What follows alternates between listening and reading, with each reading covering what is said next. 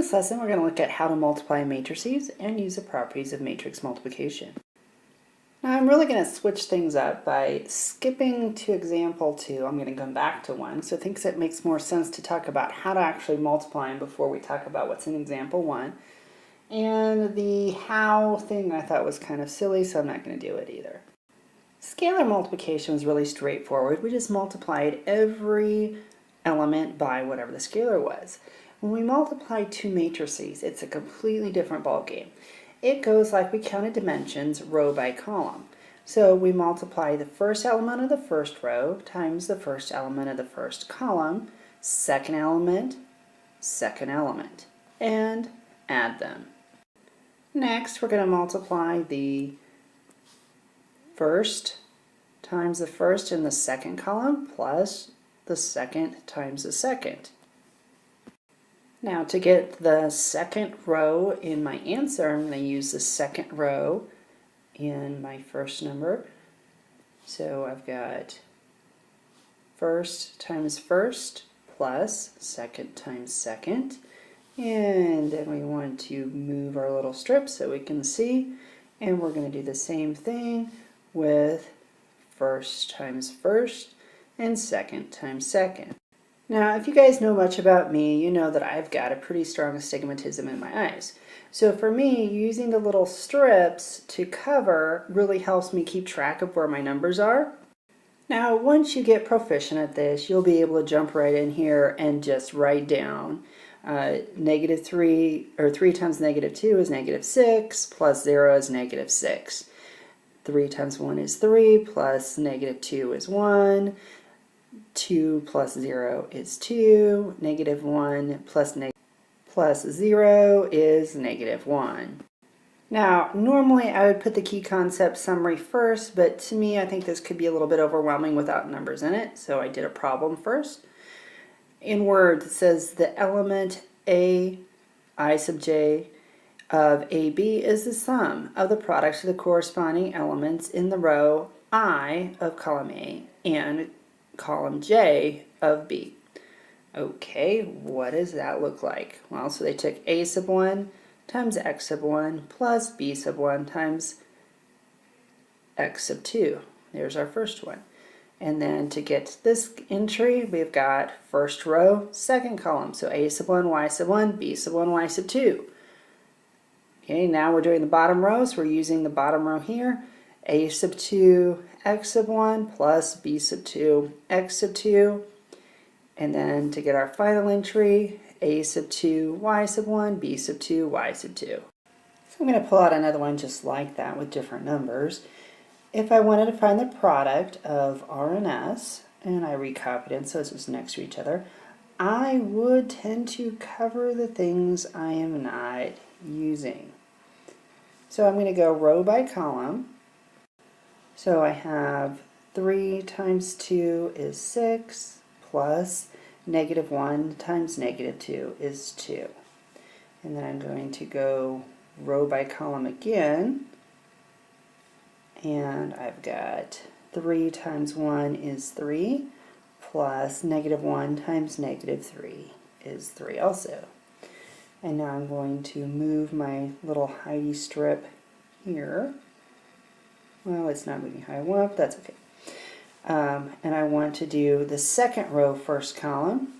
So I've got 1 times 2 is 2 plus 0 times negative 2 is 0. And move over to the second column. So 1 times 1 is 1 plus 0 times negative 3 is 0. And I always wait until I'm done to draw my brackets because I don't know where they're going to go. 6 plus 2 is 8, 3 plus 3 is 6, 2 plus 0 is 2, 1 plus 0 is 1. And when you get proficient at these, you'll probably want to just jump right into that. But for now, this is probably a good place to start. There are rules for multiplying matrices just like they were adding them. To add and subtract matrices, they have the same dimensions.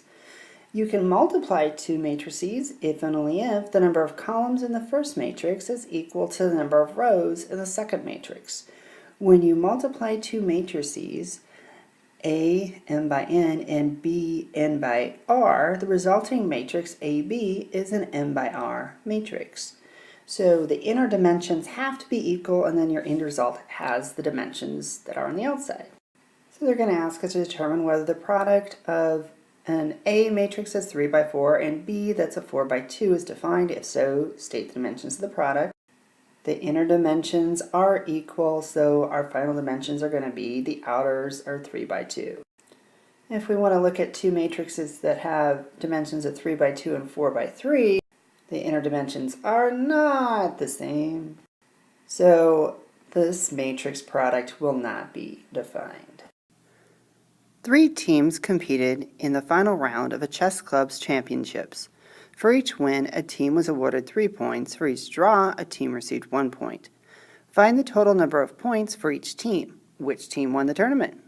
We can make 2 matrices, one for the results and one for the points they receive. And again, when we multiply, we're going to multiply row by column. That's just a column matrix, so that won't be too bad. 5 times 3 plus 4 times 1, then 6 times 3 plus 3 times 1, then 4 times 3 plus 5 times 1. So we've got 15 plus 4, 18 plus 3, 12 plus 5, which would be 19, 21, 17. So when we multiplied, talking about that example 1 again, our dimensions for R were 3 by 2, and P was, we've got 2 rows, 1 column, so 2 by 1. So the inners are the same, so our final dimension should be 3 by 1, which is what we got. If we put the labels back on, we can see that the red team got the most points, so they won. For any matrices A, B, and C for which the matrix product is defined, and any scalar C, the following properties are true. The associative property of multiplication of matrix, so we can move our parentheses in the same order. The associative property for scalar multiplication, so it doesn't matter when we multiply the scalar. The left distributive property and the right distributive property. Now I'm showing you the way they have them printed in the book. They'll have find KL if K equals and L equals. They do that for space so they can reuse their definitions for K and L and have different things that they multiply together. So the first thing you're going to want to write down on your paper is K times L, so you can see what we're doing. So we're going row by column, so first row, first column. So negative 3 times 1 plus 2 times 4 plus 2 times 0. First row, second column. So negative 3 times negative 2, 2 times 3, and 2 times negative 1.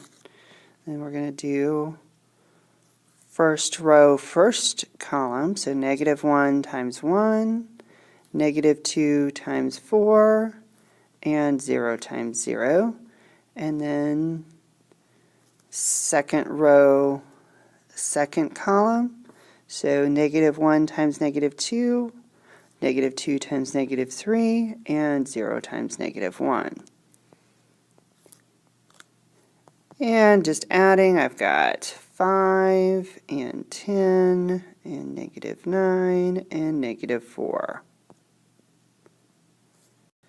Okay, we just did K times L. Now we're going to find L times K. First row, first column, I've got 1 times negative 3 plus negative 2 times 1. First row, second column, 2 times 1, negative 2 times negative 2, and first row, third column, so 1 times 2 plus negative 2 times 0. Starting over. Second row, first column, so now I've got negative 12, 3 times negative 1, 4 times 2, and 3 times negative 2, 4 times 2, and 3 times 0. And third row, start over, first column, 0 times negative 3, negative 1 times negative 1, 0 times 2, negative 1 times 2, last column, 0 times 2, and negative 1 times 0. And put a brackets in. Okay, all I have left to do is add negative 2, 6, 2, negative 15, 2, 8, 1, 2, 0. Notice these answers are definitely not the same. So we just showed that one of the properties that was missing in this list does not work for matrices. We cannot switch the order when we multiply matrices. We can switch the order when we multiply by a scalar, but not by a matrix. So the commutative property does not hold true for matrix multiplication. You got a little two-stepping going on.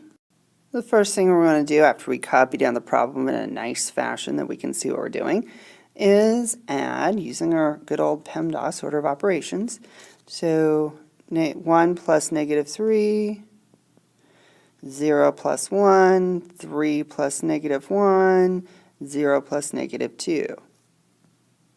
Then we get a multiplying. We're going row by column again. So negative 1 times negative 2 is 2, plus 2 times 2 is 4. And negative 1 times 1 is negative 1. And minus 4. Second row, first column, that was a 0. Plus 2, and 0 times 1 is 0, and 1 times negative 2 is negative 2. And all we have left to do is add. So we have 6, negative 5, 2, and negative 2. Okay, so what they did from 5a to 5b is they distributed the a to both b and c, and we're going to make sure that that works. So first row, first column, we're going to have negative 1 plus 6. First row, second column. Negative 1 times 0 is 0. 2 times negative 2 is negative 4. Second row, first column, 0 times 1 is 0, plus 1 times 3 is 3. And first row, second column, 0 times 0 is 0, 1 times negative 2 is negative 2. And we get to do it again. First row, first column. Negative 1 times negative 3 is 3. 2 times negative 1 is negative 2. First row, second column. Negative 1 times 1 is negative 1. 2 times 0 is 0. And second row, first column. 0 times negative 3 is 0. 1 times negative 1 is negative 1. And first row, or sorry, second row, second column, 0 times 1 is 0, and 1 times 0 is 0. All we have left to do is add. So we've got 5, negative 4, 3, negative 2, 1, negative 1, negative 1, 0. And to add matrices, this is nice. 5 plus 1 is 6. Negative 4 plus negative 1 is negative 5. 3 plus negative 1 is 2, and negative 2 plus 0 is negative 2. And you'll be shocked to learn that we got the exact same answer that we had in part A. So we just demonstrated, I wouldn't say proved, it's not a proof, but we demonstrated that the distributive property does hold true for matrix multiplication. Wow, their summary is really short. Two matrices can be multiplied if and only if the number of columns in the first matrix is equal to the number of rows in the second matrix.